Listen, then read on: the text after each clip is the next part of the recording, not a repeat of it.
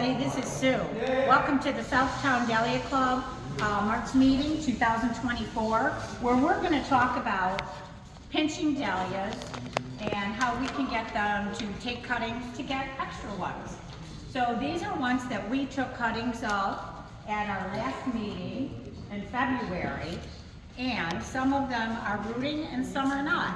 So we can see that this little guy didn't make it, but we do have some that are, and you can tell when they're really hard to pull out of the container that there is in fact some rooting activity going on underneath. And as always, we want to keep their labels with them so that we know what they are. Okay, so who's got an AeroGarden? Anybody? Do we know what AeroGarden is? AeroGarden is a hydroponic system. So when I got home in February, I took, this fell off a plant, and just out of the clear blue sky, I stuck it in my hydroponic AeroGarden, and look at those roots. So I didn't think that dahlias would root in water. I believe some of our members have tried that in the past, and it didn't work. However, you can see here that they did. What the AeroGarden does is it keeps it at a warm temperature, and the water keeps running so that it's aerated all the time, and I think that's what helped it out a little bit. I know I have one that actually has roots. Here they are. Okay, so this is one that we started at our Fed meeting. And you can see the roots are now coming out of the bottom of the cube, and that means that this is going to work. And this was a crazy love, which is a very pretty plant. We're going to enjoy that. So we don't always have success, and when you're doing things and somebody goes, oh, I never get any to work. Well, if you do enough of them, some of them will work. We don't need them all to work, but we would like to get a nice mix of them. Okay, so these plants were donated to us from Kevin Maloney of the Central States Club, and they're in various stages. We've used some of these already for cuttings, and what I want to point out is, so this one has already started growing a little, overkempt at the top. We're gonna make a cutting and put it in our oasis cubes, and then we're going to leave the remaining part of the plant here, as I've done with these two. We used these as displays at our last two talks, so you'd have to come up pretty close to see it, but when we did this last week, and when you pinch out the top, it's going to send hormones to the next set of nodes, and it will then send out branches. So instead of one tall plant, you're going to get two branches.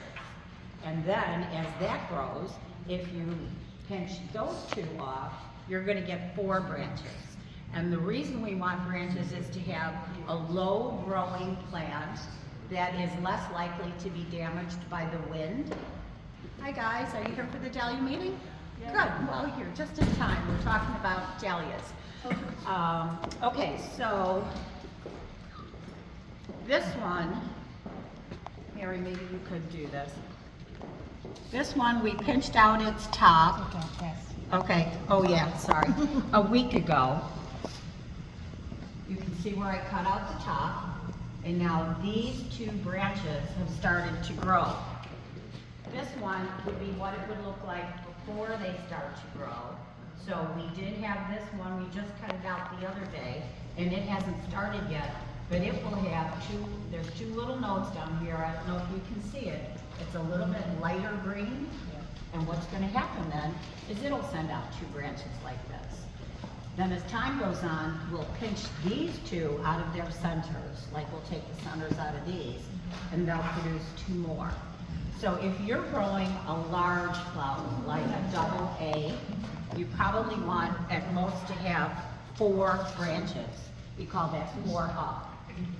If you want to grow a giant, you might not pinch it at all. You'll just let it grow 1 up, and then you pinch off all the other branches, and you'll have 1 giant flower. But you only have 1 giant flower for your whole season.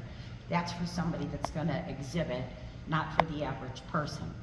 So what we're gonna do here, this one hasn't yet been pinched at all.